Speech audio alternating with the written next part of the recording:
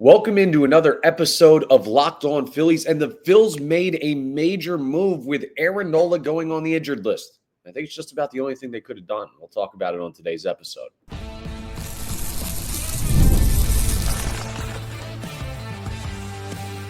You are Locked On Phillies, your daily Philadelphia Phillies podcast. Part of the Locked On Podcast Network, your team every day. Yes, this is Locked On Phillies. I'm your host, Connor Thomas. Thank you so much for joining us today. We come to you as part of the Locked On Podcast Network, your team every day. You may know me from some of my other work in the sports talk space. I've been on air over at 97.5 The Fanatic doing sports talk radio for over 5 years now. I've been a credentialed Philadelphia Phillies media member for 4 seasons, and this is now my 4th year as the host of Locked On Phillies. Please make sure you're rating and reviewing if you're checking us out in podcast form. We are available wherever you get your podcasts. We're also available on YouTube. So if you're watching us on YouTube and you haven't hit that subscribe button yet on the Locked On Phillies YouTube channel, do that. It's free. It's easy.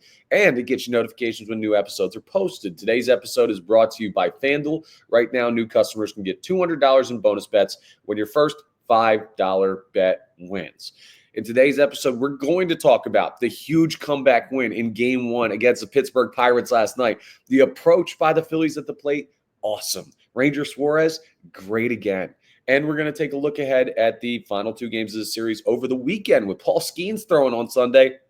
But we're going to talk first about the reason Paul Skenes is facing Mick Abel and what in the world happened with Aaron Nola. So a day after I did a whole episode of the Phillies have no good Aaron Nola solution, the Phillies found a good Aaron Nola solution. And it's funny, you might be like, Connor, why didn't you record an episode yesterday? Normally you're Monday through Friday. Well, I had a little whisper, a little birdie told me, hey, there might be some news coming today for the Philadelphia Phillies, so you might want to hold off. And normally I record in the morning around 8, 9, 10 a.m. And then I work on radio TV from 2 p.m. to 6 p.m. So when the news came out, I was on air and then the game was on. So I didn't have a chance to record the episode. But I had an inkling that there was going to be some news that was podcast worthy. So I pushed the episode to today so I could react to it with all of you.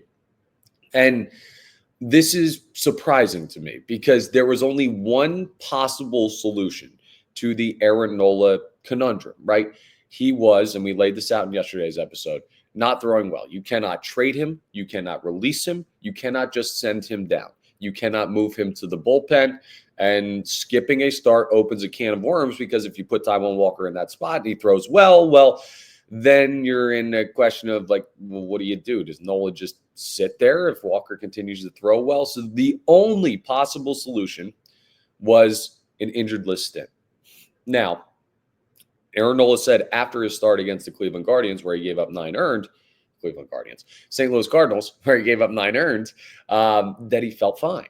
I was like, okay, great. So he feels fine. He's going to gut it out because he's a tough guy and he wants to throw. And that's his right? I wasn't mad at him for that, but it was just like, oh, if he says that, he's probably not going to be willing to go on the injured list with some phantom injury. And let me say this as clear as day. All right. Do not take this conversation with Aaron Nola the wrong way. 1, if he's gutting it out through an injury, if he was, all the respect in the world. I'm sure he's done it before in his career. He's been very available. 2, if this is a true injury, wishing the best for him and a quick recovery and everything, just like we do when any of our players get injured. It's not, yay, Aaron Nola's hurt, right? That's not what this is at all. And I'm not going to fully live in certainty that this is a phantom injured list stint because he could have something wrong with his right ankle, which is said to be sprained, that put him on the injured list. My guess would be that he's okay, right? That would be my guess, but we're living under this assumption. And this is not like football or basketball or hockey where a guy gets hurt and you're like, oh, he's faking it. No, that's a little bit different. Baseball does have a track record of doing this. Over 162 games, guys that struggle without options to go down to the minors without clearing waivers. Hey, I got a blister. Hey, my wrist is bothering me a little bit. It's actually a genius well, kind of a genius injury if they did pick that one, because if he had done something with his arm, people would be all nervous. Oh, that's why his velo's down. Does he have elbow issues? Does he have shoulder issues? Is it surgery? You go with the right ankle sprain. You don't have to worry about it. It's not a long-term thing. But hey, oh, well, he tweaked it again. Very similar to the Brandon Marsh hamstring thing or calf thing, whatever it was earlier in the year. I forget. So pretty blatantly obvious to me. I think that this is a phantom injured list stint. Like they're just doing this to get him some time off and then some rehab time and try and work some stuff out in the minors and then bring him back up. But either way, like even if this is a true injury, and if that's the case, obviously hope Nola's good, right? But it's not like it's either a heart attack or he's fine. Like it's a sprained ankle at the worst. So he'll be okay. I'm not sobbing for Aaron Nola, even though I root for the guy and I hope he's fine. Like I can't make that clear enough.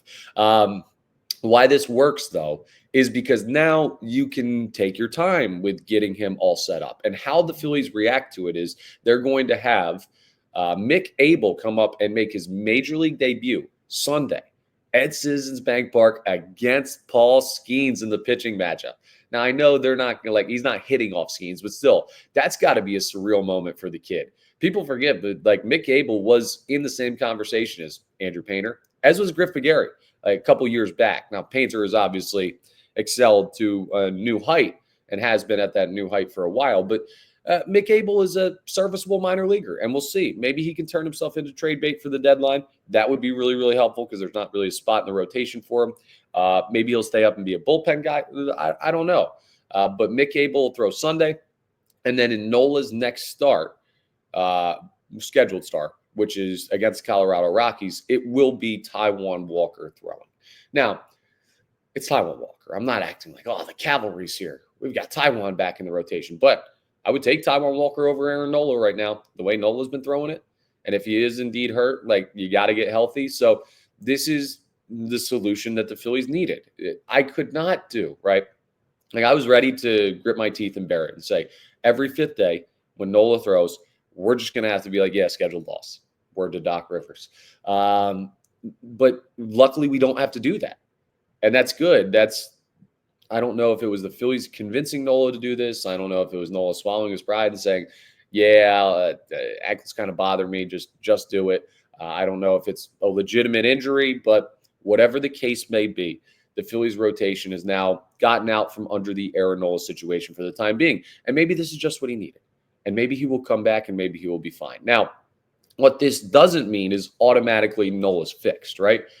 This could not work. We saw Taijuan Walker last year have one of these where he had some like hot spot on it, like his finger, I think, some blister or whatever. I don't know. And he goes down for a little bit, came back up, got shelled again.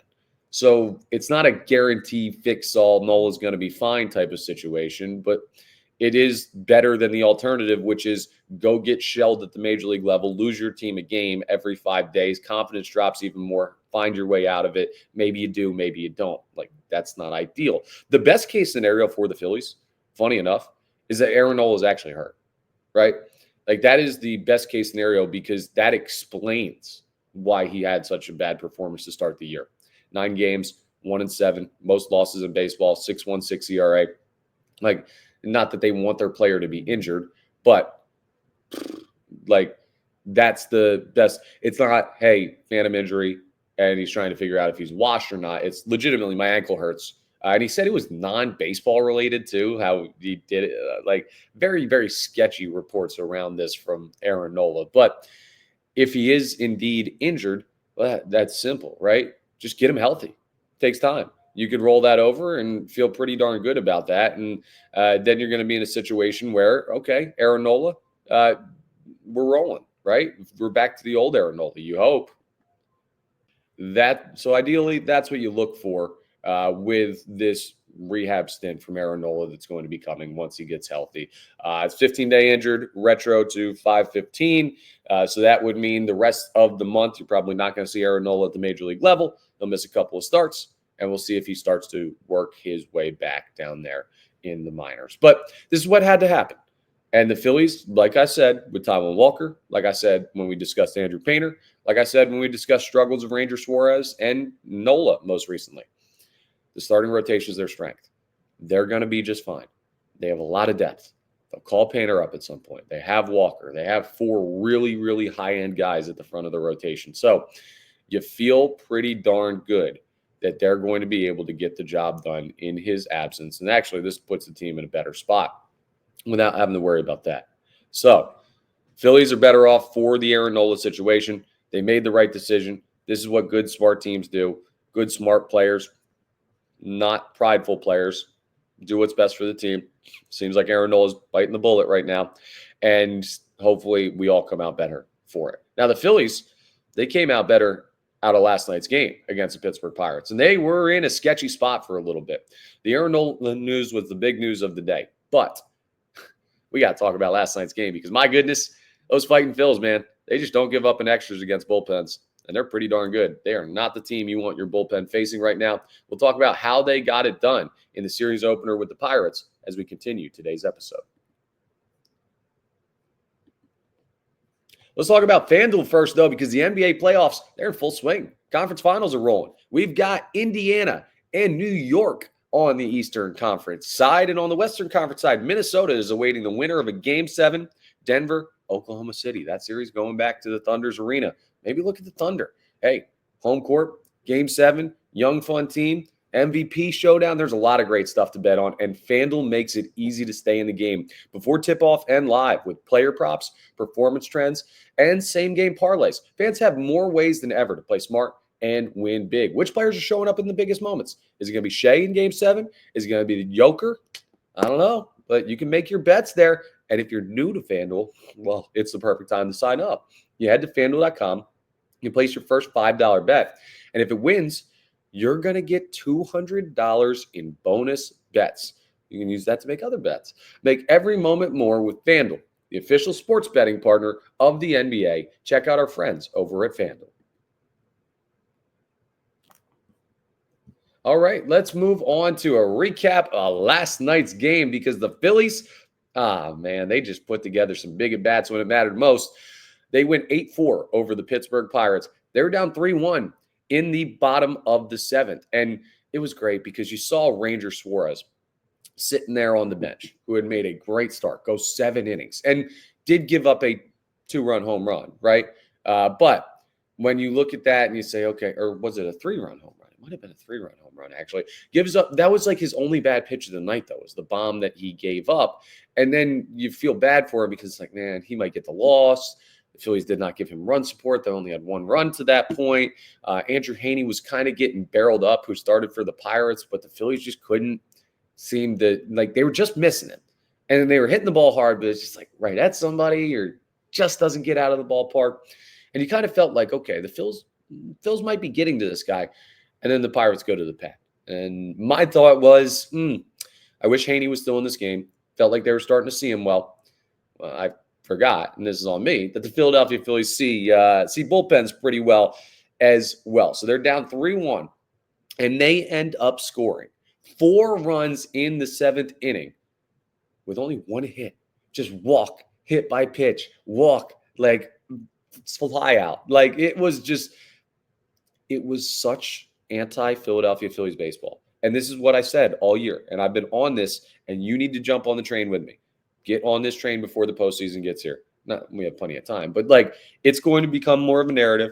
And remember where you heard it first, because I've been talking about it for months now. The Phillies approach is different. They have done it. They have changed it. They are a different type of baseball team this year. In previous years, in that 7th inning, they get themselves out. Trey Turner gets himself out. Nick Castellanos gets himself out. Like you look at this team and you see them taking pitches and working at bats and not getting themselves out. Like they do not need to hit big home runs to win games. They're going to grind out at bats against you. And that's what they did in the 7th inning. And that's why they won this game. That's why they found their way to the lead 5-3. And then they extended it as well. And they had some timely hits. Like, don't get me wrong. Bryce Harper, 1,000th RBI, 1,000th career RBI, I should say. Like, he had another milestone, and it's just great to see him knocking down these accomplishments as a Philadelphia Philly, knowing he's going to go into the Hall of Fame one day as a Philadelphia Philly is just like warms my heart every time I think about it. So, like, they had big hits in big spots, but it wasn't, oh, Kyle Schwarber grand slam, this is why we win. Like, no, they put together really, really good, solid at-bats against the bullpen that could not find the strike zone. And in that spot, the only thing you're going to do if you're swinging at bad pitches is you're bailing them out. And last night, the Phillies didn't bail the Pirates out. They were struggling, and they let them struggle. And they ended up winning because of it. And it was a really, really good performance at the plate late in this one. Now, I don't love some of, well, I mean, I don't know. I don't want to say I don't love some of the earlier at-bats in the game because I don't think they were that bad. It was just a whole night of like, hey, we're going to square up some baseballs, and these guys it's right at them, or it's just like, oh, we just didn't get it in the right spot where we needed it to there. So the game could have been even worse, but it was a torture chamber for the Pittsburgh Pirates relievers last night once they came into the game in relief for Andrew Haney. I mean, nobody out of the pen looked good for Pittsburgh. What I will say real quick on the Phillies on the negative side is, Daniel Robert. No, we're good on that. He comes in the ninth with the Phillies up 8-3, and yeah, he made it interesting. And Jose Alvarado had to come in relief for him to shut the door. And that game was never really like too much in question because Alvarado's Alvarado. Like, it was very much Jordan Romano against the Marlins-esque. Speaking of Jordan Romano, he was damn good last night, and he's been really good lately. I think he's the Philly of the week currently. I don't know. I saw some little piece put together. I didn't have the volume on because I was out last night watching the game. But shout out Jordan Romano. Love what he's been doing lately. He looks like he actually remembers how to pitch now. And I tried to run him out of town. Hand up. That may be on me. We will reevaluate later on in the season. But yeah, the Robert move, who was reinstated or recalled to the team as part of like this Aaron Nola move around type of stuff, and he'll go back down, I guess, when Mick Abel comes up. There's a lot of roster moves going on with this Nola thing. But he was called back up, and he was an absolute mess. Like, he cannot throw ever again. I do not need to see him throw ever again. He doesn't really have all that. He has an okay slider or sweeper or whatever. He throws 96. You can find those guys wherever. Like, I know 96 is hard, but it's not 100. He had nothing last night. And he's a guy that was kind of available just floating out there when the Phillies signed him in this season. So kind of makes sense that he's not really getting the job done. So at risk of another Jordan Romano faux pas where I said, get this guy off my baseball team, and now he's been pretty damn good. Get this other guy, get Robert off my baseball team. I don't need to ever see him again. He was pretty bad last night. And I hate to laugh about it because he's probably like, I don't mean to kick the guy while he's down, but like, it didn't cost the Phillies a game, so I'm not like mad at him for it. I just don't need to see him throw again for this team. You see, folks, when you complain about the bullpen, it could always get worse. And there are guys out there that are worse than the dudes that we complain about sometimes in the Phillies bullpen. But they just had a really, really solid game. Bryce Harper had a really good game. He's starting to hit now. He's up into the 240s, and his average is climbing. Like, I know I brought up the 1,000 RBI thing, but I talked on air yesterday on 97.5 The Fanatic, and one of my questions was, how do the Phillies go from good to great? Like, what do they have to do to go from, like, where they're at now to the greatness of, like, a team that can win the World Series? And to me, it was simple, and they already have it, and it's Bryce Harper playing like Bryce Harper. Like, if you just add an MVP caliber bat to this lineup, who was previously batting 237 with a little bit of pop, and he shows off a lot of bit of pop, and he's batting like 280, 290, 300. This team becomes near impossible to beat with this rotation, and the bullpen's starting to figure it out. And you add Bryce Harper to a lineup that already has Kyle Schwarber red hot. Like, let's rock. All right, you feel me? Bryce Harper's going to be really, really good this year at some point, and the Phillies are going to be really, really good because of it. And that's what I think they need to go from good to great. And maybe last night was a sign of Bryce getting out of it. Like, this is the perfect timing. You got Pittsburgh for 3, even though you do see Skenes on Sunday, so Skenes is going to be a tough one. But then you go to Colorado for 4, ball flies there. That team stinks. Their pitchers stink. Like, it's a great opportunity for Bryce Harper. This is essentially a rehab stint for the whole team, facing the Pirates and the Rockies, while Aaron Nola gets set to make his rehab stint from an ankle injury that landed him on the injured list. The Phillies are going to have an opportunity to take care of business. Oh, and the bet that I made, that the Phillies are going to be in first place in the NL East by this coming Thursday. Mets lose last night to the Yankees. And the Phillies, well, they beat the Pirates, so the Phils are 1.5 back in the NL East. 2 more against the Pirates to go, 4 against the Rockies to go. I'm telling you, folks, I'm seeing the board. I'm seeing the matrix. I'm in the mainframe. I know the Phillies are going to be in first place in the NL East come Thursday. I promised you that this Thursday, and that's going to be delivered upon. So a great win for the Phillies last night. There was a point in the 7th inning where I was like, well, that sucks. They're starting the series on 1. Yeah, you got Mick Abel throwing Sunday against Paul Skenes. Probably not winning that game. It might be a series loss to the Pirates, and people are going to lose their minds. And the Phillies just that's why they call them the Fighting Phils, right? You love to see it, and a very impressive performance. They are just so good in tight late games, and I hope that continues. Well, I hope that you don't have more tight late games over the remainder of the weekend. Coming up next, we're going to talk about that remainder of the weekend. Look ahead at the final 2 games of the series with the Pittsburgh Pirates and how this Mick Abel, Paul Skenes thing changes the vibe of the series. We will talk about that coming up as we wrap up today's episode of Locked On Phillies.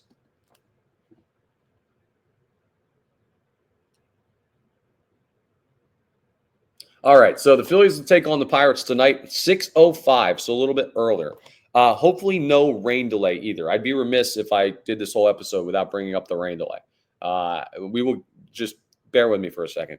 Dumbest rain delay in MLB history, maybe. I don't know every game ever, but hour 45, not a drop of rain at Citizens Bank Park. They delay the game. They play late until like 11, whatever, because they thought there was a storm coming in. There wasn't. How have we not figured out the weather yet? I'm not just talking baseball. I'm talking humanity. Smart. If you're smart, and I know you're smart because you're watching Locked On Phillies, just like after this episode, please watch all of my other episodes. And then when you're done the entire catalog of Locked On Phillies episodes, go solve the weather issue, because I don't know how we didn't figure out whether or not it was going to rain last night. Wasted a lot of fans' time. That's a very, very poor job by the Philadelphia Phillies. And if you're a fan who was down there and are upset about it, you should be. I was sitting at a bar having a good time, and I was upset about it. So, yeah, the rain delay was ridiculous. Hopefully we don't have that the rest of the weekend. Weather looks fine the rest of the weekend, so we should be good to go. Now, Wheeler goes today. Ball game, right? Is it that simple to just say Zach Wheeler on the hill, the Phillies win the ball game? I mean, the odds would say so. They're minus 290 on the money line. They're 75.5% chance winners, according to ESPN Analytics. They're facing a guy with a 5.2 ERA. Carmen Mlodzinski. If you don't know him, get in line. I mean, the guy has a 123 career innings, so he's not like this nobody, but he's not good enough to get the Phillies. And he's a righty, and he just doesn't have the strikeout numbers. The Phillies, this should be one of those games that the Phillies win like 9-0, and Wheeler throws 5 or 6 innings, because, hell, they're not going to need him. Unless he's throwing like a shutout or a no-hitter or a perfect game, Zach Wheeler should not have to get out of the 6th inning today. And then you use some of the mop-up guys in the bullpen, not Robert, and you move on with a series victory, right? That's the idea. You got to win today, and they should win today. They will win today, because tomorrow's a mess. Like, today's the 3-foot putt. I'm not worried about that one at all. You get the lefties back in the lineup that missed the start against Andrew Haney, who was a kind of tough lefty, throws low arm slot left side. Now you got a righty, so Bryson Stott will be back in the leadoff. Max Kepler will be back in left field where Weston Wilson was. Brandon Marsh may see time in center, may start in center. So bit of a lineup switch up. It's fine. Good with that. The Philadelphia Phillies will win today's ballgame. And then tomorrow, 1:35, I'm going down to the park. You should be going down to the park. If you can get a ticket to Citizens Bank Park tomorrow, do it. Do it now. Do it now. Do it now. Go to Game Time. Friend of the podcast, go to Game Time and do it now. Use promo code LOCKEDONMLB. $20 off your first order. Because Paul Skenes is coming to Philadelphia. Or I guess he's already here. He's making his first start in his career against the Philadelphia Phillies. And Mick Abel is making his first start of his major league career against anybody. You got a major league debut and Paul Skenes in the same game. Series ender. 1:35. It's going to be a beautiful day. There's nowhere you'd rather be in the greater Philadelphia area than Citizens Bank Park on Sunday, because Paul Skenes is must watch, and Mick Abel's going to be must watch. So here's what's beautiful about the Mick Abel thing. I don't know what he is for the Philadelphia Phillies. but anything that he does at the major league level that's positive leads to him being a potential trade candidate at the deadline. You don't want to move Crawford. You don't want to move Painter. You don't want to move Aiden Miller, but you can move Mick Abel. And if he throws well at the major league level, all of a sudden, hey, look at this guy. We got another arm. We like him a lot. He's almost as good as Painter. He might even be better. Wink, wink, nudge, nudge. You want him, whoever, for some bullpen help or for a right-handed bat and part of that deal. So it's important that Mick Abel does well at the major league level. And you also just want to see him do well for him and for the team because you want to win that game. Like, I don't think Skenes is this unbeatable pitcher. He's been really good this year, but in 54 and 2/3 innings, he struck out 53. So it's not like he's striking out 100 for every 50 innings. He's walked 15, so you can get that. He's given up 4 bombs. He's given up 40 hits. His whip's over 1. Now it's 1.01. His ERA is 2.63. So, like, he's still a very good pitcher, but he's 3-4. Part of the reason is the team behind him stinks, but he's not this unbeatable guy like he seemed to be last year. Still very good, but a little bit of a sophomore slump there for Paul Skenes. And it's fun. I wonder, let me know in the comments if you guys do this, because I did this earlier this year with the Dodgers, Shohei Ohtani in town. And I'm like, I need to see Shohei. Like, I would not be able to live with myself if I missed the opportunity to watch this guy live, right? And see Shohei Ohtani. And I got a chance to see him. Not only did I get a chance to see him, I got a chance to be on the field for like batting practice and stuff. Like, I know I've got a credential. I'm supposed to be Mr. Reporter when I have that thing on. Sorry, like, I love baseball and I love the Phillies and I love seeing cool stuff like that. So being on the field for that, I was geeking out a little bit. It'll be the same with Paul Skenes on the mound on Sunday. Like, and as a baseball fan, you should get excited about this. What's the point of watching a baseball podcast or listening to one? What's the point of hosting one? What's the point of being a fan and watching all these games if you don't get excited when a guy like Paul Skenes comes to town and you get to watch somebody who's a phenom of the sport? So let me know in the comments, like, is it weird to get excited about opposing players like this? Should you like want to crush his soul because he's pitching against the Philadelphia Phillies? Or like, are you in a spot where you kind of root for the guy to do well, but the Phillies to win? I don't know. Maybe it's just me. Like, I like greatness. I do. And Paul Skenes was great last year, and he's got moments of greatness this year. I hope he doesn't have them in totality on Sunday, but I'd be lying to you if I said I didn't want to see like a 102-mile-an-hour strikeout and watch this guy throw and get as close as I can during the game. So we'll keep an eye on that, but that's going to be a tough spot. I don't know what the plan for Mick Abel will be on Sunday, if they're going to let him go. His last start was this past Saturday, so he's good. Like, he's been ready to start. But major league level, do they give him 3 innings, 4, 5? Is it let him go if he's going good? The Pirates are not that good of an offensive team. You saw that last night. So maybe if he's rolling, you let him roll. Like, mixed bag, a very interesting circumstance or set of circumstances for Sunday's game that we'll have to keep an eye on. I'd imagine the Phillies are going to have to score 4 or 5 in that one to win that game, though, with Mick Abel making his debut. And this is not just for anyone wondering who's not caught up on who Mick Abel is. He's not Andrew Painter. It was like, so there were these 3 guys. It was Andrew Painter and Griff McGarry and Mick Abel. There were all these prep righties that were all drafted in like near consecutive or consecutive drafts by the Phillies. And you try and develop all of them. Now, prep righties are sketchy because they're young kids. And it's just like, okay, we're taking a gamble on you. It's not a college proven guy that you know has already developed to a certain extent. And they were supposed to all be pretty good. They're all first-round picks. And Andrew Painter turned into a top 5 prospect in the sport. Mick Abel has turned into this kind of, okay, he's good. He's okay. He's an okay prospect. And Griff McGarry has kind of fallen off the face of the earth. So mixed bag with those 3. Mick Abel's kind of the one in the middle of the road, which is why he's getting this opportunity now. And we will see how it plays out. But we're rooting for the kid. Big moment for him making that debut. That will be very, very cool. And, yeah, I mean, it'll be a fun weekend at Citizens Bank Park as long as the Phillies keep playing baseball like they did last night, or rather in the second half of the game last night. So a good win, a great move with Aaron Nola. If he is indeed injured, we're wishing him all the best. If not, savvy move Phillies. And hopefully they can beat Skenes on Sunday because Wheeler ain't losing today. And hopefully on Monday we're talking about either a series win or series sweep for the Fightins as they get ready to head out to Colorado. That's all for today's episode of Locked On Phillies. Thank you so much for joining us today.